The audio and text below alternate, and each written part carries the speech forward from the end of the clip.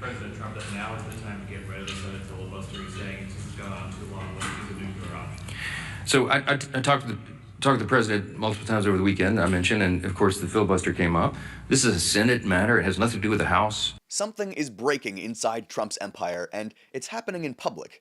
His own hand-picked speaker, Mike Johnson, just went on camera and rejected Trump's demands to kill the Senate filibuster. That's not loyalty, that is a knife in the back. While Trump spirals on TV, blaming everyone but himself for a government shutdown he caused, his movement is collapsing. MAGA isn't fighting Democrats anymore, it's eating its own, attacking J.D. Vance's wife and tearing itself apart from the inside. You have helped end these government shutdowns in the past when they came about, and you did it by bringing I'm very good at it, you but I'm brought not going to do it by I'm not going to do it by extortion. I'm not going to do it by being extorted by the Democrats who have lost their way. There's something wrong with these people. So then what happens on November 15th when the troops don't get a paycheck? Schumer is a basket case, and he has nothing to lose. He's become, I just left Japan, he's become a kamikaze pilot. Sounds like it's not going to get solved, the shutdown. It's going to get solved, yeah. Oh, it's going to get solved. How? We'll get it solved. Eventually, they're going to have to vote. You're saying the Democrats will capitulate? I think they have to. And if they don't vote, that's their problem. Now, I happen to agree with something else. I think we should do the nuclear option. This is a totally different nuclear, by the way. It's called ending the filibuster. But to do that, he'd need Senate Majority Leader John Thune to change Senate rules. Did you see John Thune said today they're not going to do that? I know John doesn't. Well, John and a few others. But you know what? The Republicans have to get tougher. If we end the filibuster, we can do exactly what we want. We're not going to lose power. The theory is, then we'll do it, but then when they get into power someday, they'll do it. That's true, but you know what? So you think John We're here right now. No, I like John Thune. I think he's terrific, but I disagree with him on this point. He said today he wasn't going to do it. Well, that's too bad. Trump just said the quiet part out loud. In his interview, he flat out called for what he calls the nuclear option, ending the Senate filibuster so that he can ram through whatever he wants. That's not real governing. That is dictatorship dressed like strategy. Listen carefully to what he's saying here. If we end the filibuster, we can do exactly what we want. That line right there tells you everything you need to know about how Donald Trump sees democracy, not as compromise with his constituents and the people who voted for him and the people who didn't vote for him, not as representation of the people in any sense, but as total control.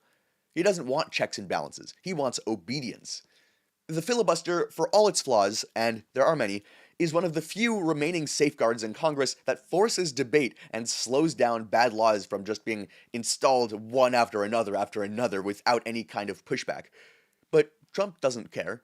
He calls it the nuclear option because in his world, he knows that blowing up institutions is easier than learning how to lead, and that it is actually blowing up the institution, and he wants to do it anyway. He says Republicans need to get tougher. Translation, stop questioning him and do whatever he says, even if it breaks the system. Just toughen up and do what he says. And what's his reason for it? Not to help Americans, not to get the government running again. No, he's furious that Democrats won't bow to him during a shutdown that he created.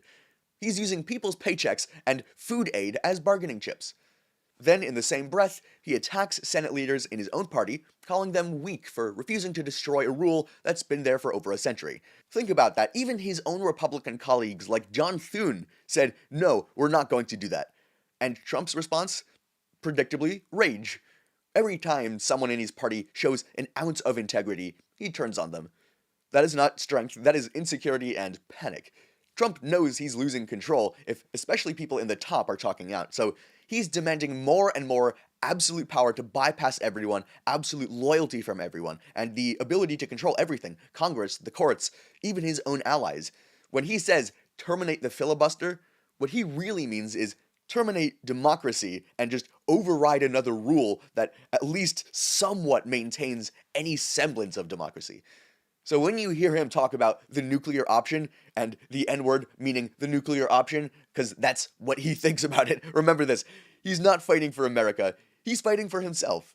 And this meltdown isn't about leadership, it is desperation. Everybody wants to know what my opinion is. I mean, my opinion is irrelevant. I understand desperate times call for desperate measures. I also understand that traditionally we've seen that as an important safeguard. I mean, I obviously shared my thoughts of the president on that.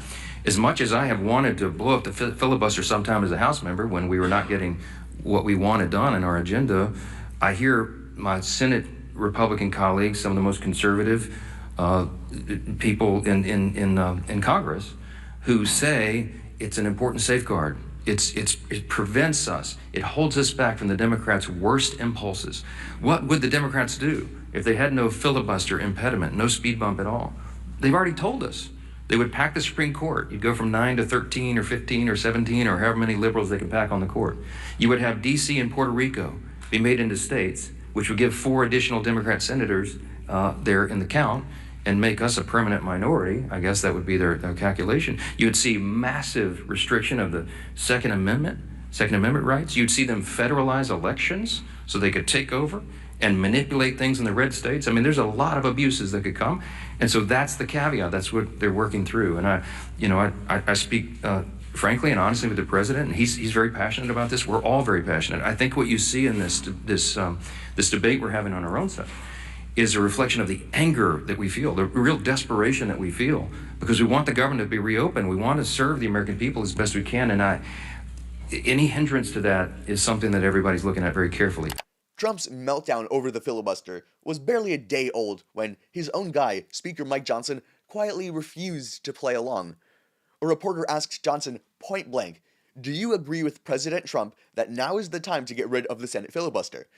And instead of the usual MAGA obedience, Johnson gave a long, polite no. He admitted that he'd spoken with Trump multiple times over the weekend, but then he called the filibuster an important safeguard. He said desperate times might call for desperate measures, but that doesn't mean destroying one of Congress's last guardrails. So even he considers that a guardrail. So that's the moment right there, the stab in the back, I suppose, of Trump. That's what causes it. Johnson didn't shout it, he didn't tweet it, he didn't do anything drastic. He just did something far worse in the Trump world. He showed independence and slight disobedience from the ruler. Trump demanded the Senate go nuclear, but Johnson defended the very rule that Trump wanted dead. Even that minor thing causes this. For a man who owes his career to Trump, that is rebellion in plain sight.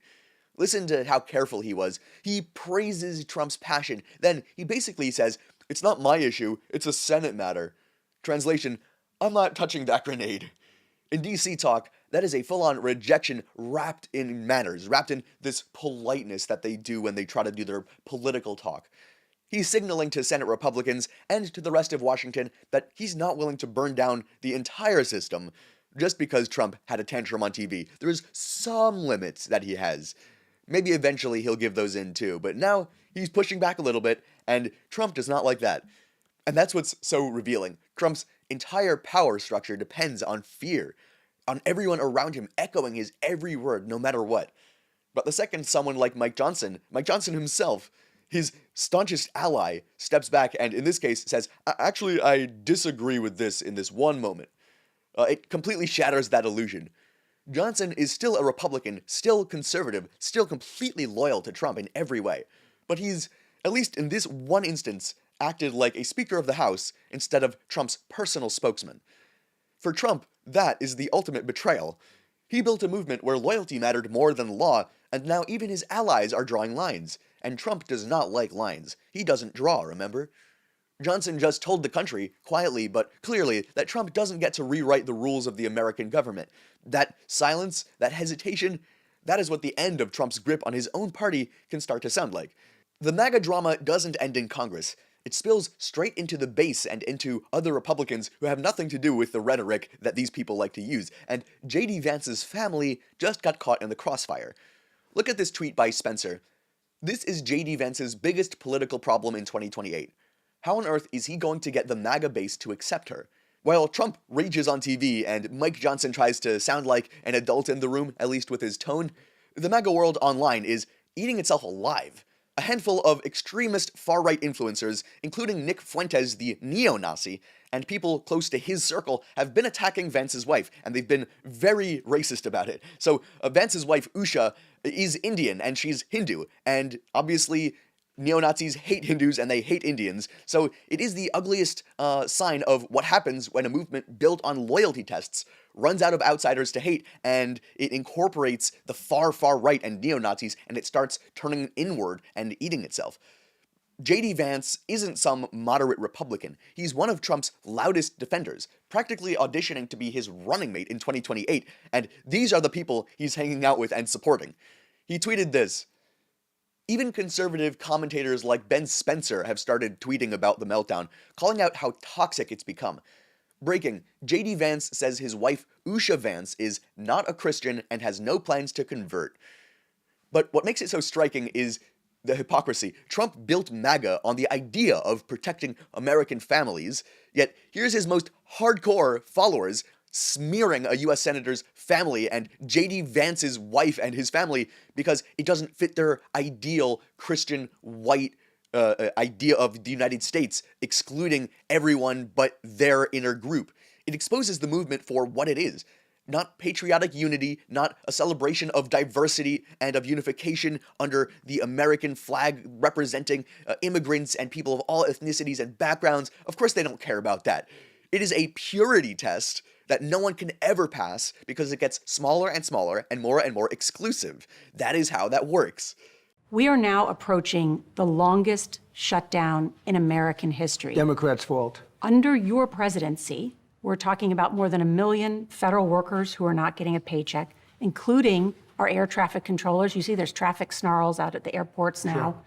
This weekend, food aid for more than 42 million Americans is set to expire. What are you doing as president to end the shutdown? All we're doing is we keep voting. I mean, the Republicans are voting almost unanimously to end it, and the Democrats keep voting against ending it. You know, they've never had this. This has happened like 18 times before. The Democrats always voted for an extension, always saying, give us an extension, we'll work it out. Trump's 60 Minutes interview was a disaster from start to finish, the kind that exposes everything broken about his leadership and his movement. When asked what his plan was, he didn't have one. Just excuses, name-calling, and the same recycled lie about fixing healthcare that he has been talking about for years. We've never seen a single thing from him. Oh, he's going to fix it next week. He has a plan for next week, right? It's coming out in 2 weeks. In 2 weeks' time, I'm going to have all of healthcare fixed. You're going to have so much healthcare. You're going to say, Trump, there's too much healthcare. He's been promising that since 2015, never delivered. Obviously, he's a con man and a liar. Then he went even further, saying he wants the nuclear option, demanding that Republicans end the Senate filibuster so that he can bulldoze every law in his way. That is not democratic leadership, that is authoritarianism. But for the first time, his own inner circle did not fall in line. Mike Johnson, the speaker he handpicked, publicly refused, calling the filibuster an important safeguard. In Trump's world, that's betrayal. So here's where we are. Trump is shouting from the sidelines, Johnson is quietly walking away, and MAGA is at war with itself online. The empire isn't even trying to fight the left anymore, it is crumbling from within. Let's just hope it does so quickly.